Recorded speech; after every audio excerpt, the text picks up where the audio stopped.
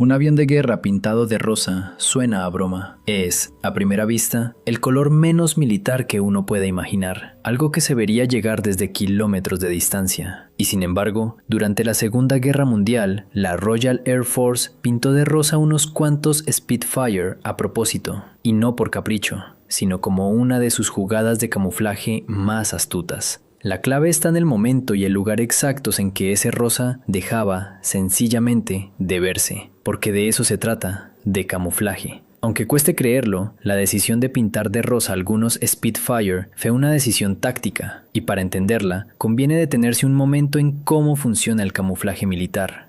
En términos generales, camuflar consiste en usar cualquier combinación de materiales, colores y luces para que uno mismo, o un equipo, o un vehículo resulte más difícil de ver, o bien para hacerlo pasar por otra cosa. Es una práctica de siglos, pero el tipo de camuflaje que hoy tenemos en la cabeza es más reciente. Empezó a desarrollarse durante la Primera Guerra Mundial y evolucionó a toda velocidad durante la Segunda. Hay muchas clases distintas, pero aquí interesa una en concreto, la de los esquemas de pintura. La mayoría de los aviones militares de la Segunda Guerra Mundial combinaban dos ideas, los patrones disruptivos y algo llamado contrasombreado. El patrón disruptivo solía ir en la parte superior del avión, piénsese en un Hawker Hurricane, y consistía en un dibujo de fuerte contraste, con manchas que no se repetían. En muchos aviones de la Real Fuerza Aérea Británica se pintaba en forma de ondas. Otras naciones, como Alemania, viraban más de patrones angulosos y de todo tipo de puntos y franjas. El objetivo era siempre el mismo, dificultar que el avión se distinguiera desde arriba, romper su silueta y fundirla con las distintas texturas del terreno que sobrevolaba, ya fuera la campiña inglesa o el centro de Europa. Mucha gente no capta lo eficaz que era esto, porque casi todas las fotos que vemos de aviones con estas marcas son de exhibiciones aéreas, con el avión de cerca y recortado contra un cielo pálido. Así, uno piensa que el camuflaje no disimula gran cosa. Pero en un combate real, a las altitudes a las que peleaban aquellos cazas y sobre el terreno para el que se había diseñado, esos dibujos sí cumplían su función de volverlos más difíciles de ver desde lo alto. El contrasombreado, por su parte, se aplicaba tanto arriba como abajo. En la cara superior se usaban colores oscuros, de tierra, verdes y marrones, para confundirse con el suelo ante quien mirara desde arriba. En la inferior, en cambio, se empleaban tonos claros de cielo, azul celeste, gris claro o incluso blanco liso para camuflar el avión contra el cielo ante quien lo mirara desde el suelo. Había, claro, algunas excepciones especializadas. Los cazas nocturnos solían ir enteramente de negro, o casi, para fundirse con la oscuridad. Y la otra excepción son, precisamente, nuestros Spitfire de colores llamativos, los aviones de reconocimiento. El Supermarine Spitfire fue, durante toda la guerra, un cazador excelente y justamente por sus altas prestaciones no tardó en emplearse también como avión de reconocimiento rápido, monoplaza y sin armas. Se le dio tan bien ese papel que llegaron a desarrollarse variantes dedicadas al reconocimiento fotográfico, las conocidas como versiones de reconocimiento fotográfico. Aparatos desarmados y veloces, equipados con cámaras especiales según el tipo de misión. Para el reconocimiento a baja cota y alta velocidad solían montar cámaras oblicuas, orientadas hacia un lado. El Spitfire volaba bajo, ladeaba un poco las alas hacia el objetivo y el piloto calculaba el momento exacto del disparo, algo bastante más difícil de lo que parece. Otros iban preparados para el reconocimiento a gran altura, con las cámaras montadas en vertical dentro del fuselaje. Para esas misiones de altura, los Spitfire se pintaban a menudo de azul, porque operaban a 9.000 o incluso 12.000 metros, y ese color los ayudaba a fundirse con el azul profundo de las capas altas de la atmósfera. Hasta aquí todo suena razonable, pero ¿cómo demonios va a servir el rosa, que es de lo más llamativo?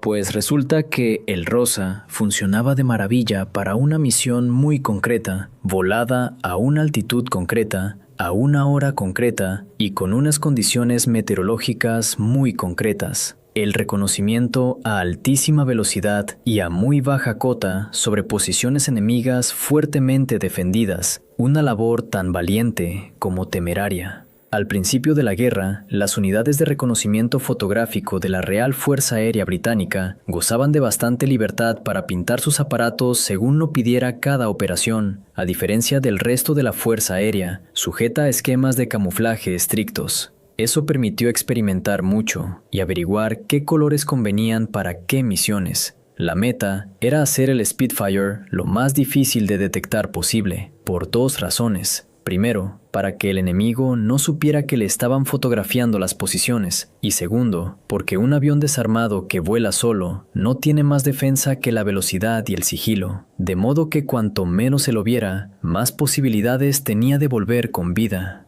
Y el Rosa, contra todo pronóstico, acabó siendo muy bueno manteniendo vivo a su piloto.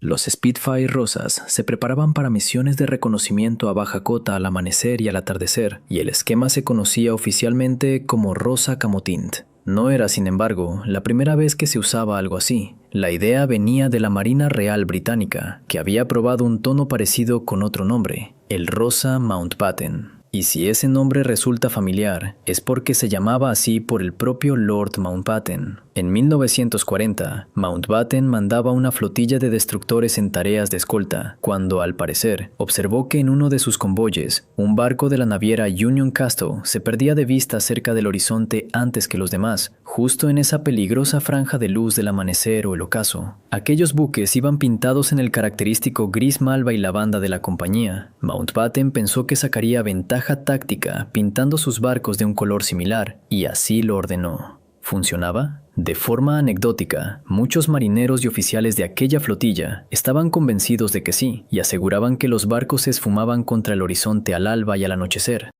Hubo un buque rosa especialmente célebre, el buque de Su Majestad Kenia, apodado la Dama Rosa, que según se cuenta se libró de los impactos de las baterías costeras alemanas porque el rosa las despistaba, ya que empleaban tintes rosados en los proyectiles con los que corregían la puntería. A la larga, no obstante, se comprobó que el rosa no era gran cosa. Tenía su mérito al amanecer y al atardecer, cierto, pero durante el día dejaba el barco mucho más visible que los grises navales tradicionales. Es más, se llegó a argumentar que el rosa solo costaba de ver en esas horas de transición porque, en el fondo, era un tono más claro que los grises al uso, y las pruebas con barcos pintados de un gris tan claro como aquel rosa dieron resultados muy parecidos.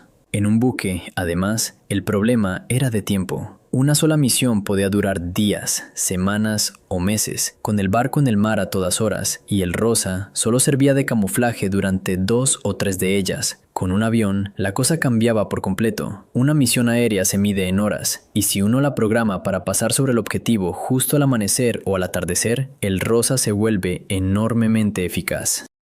Así que, tras oír hablar de aquellos barcos de aspecto extravagante y de sus supuestas dotes para desaparecer, a algunas mentes despiertas de las unidades de reconocimiento de la Real Fuerza Aérea Británica, se les ocurrió pintar de ese color unos cuantos Spitfire y otros aviones de reconocimiento, y el resultado los dejó gratamente sorprendidos. De ahí nacieron los Spitfire rosas, empleados en las llamadas misiones dicing, un término que evoca eso de jugarse la vida a los dados. Eran vuelos de reconocimiento realizados con cielo bajo y cubierto, con el piloto pegado a la base misma de la capa de nubes, rozándola lo justo para ver lo que ocurría abajo. En ese escenario, el rosa disimulaba a las 1000 maravillas. La luz del amanecer o del ocaso hacía que el Spitfire se derritiera literalmente contra el fondo de nubes del mismo tono, y eso, sumado a la velocidad a la que volaba, lo hacía muy difícil de localizar y seguir para las defensas de tierra. La propia capa de nubes ofrecía, además, una protección extra, porque también complicaba que lo vieran las patrullas de caza enemigas.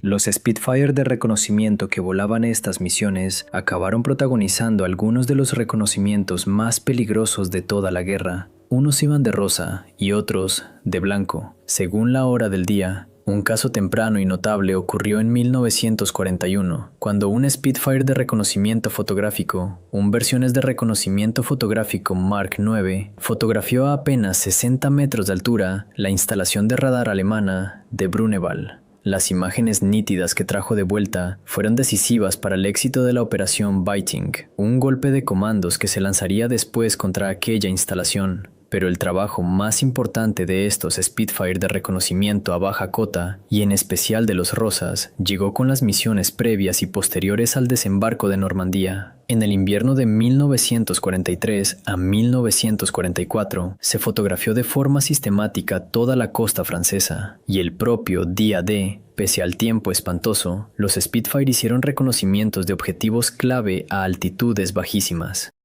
Como buena parte de esos vuelos se hacían al amanecer o al atardecer, es muy probable que los Spitfire Rosas no fueran una estampa demasiado rara para quien mirase al cielo en la zona de Normandía en los días inmediatamente posteriores al desembarco. Los pintados de azul y blanco eran, con diferencia, los más comunes, pero los rosas se consideraban casi siempre los más difíciles de descubrir. El camuflaje podrá parecer un poco ridículo, pero es el ejemplo perfecto de lo que cabría llamar camuflaje situacional, aquel que te vuelve casi invisible en el lugar preciso y en el momento preciso. Y quizá esa sea la mejor lección de todo el asunto, que en la guerra el color más absurdo, usado en el instante exacto, puede acabar siendo el más difícil de ver.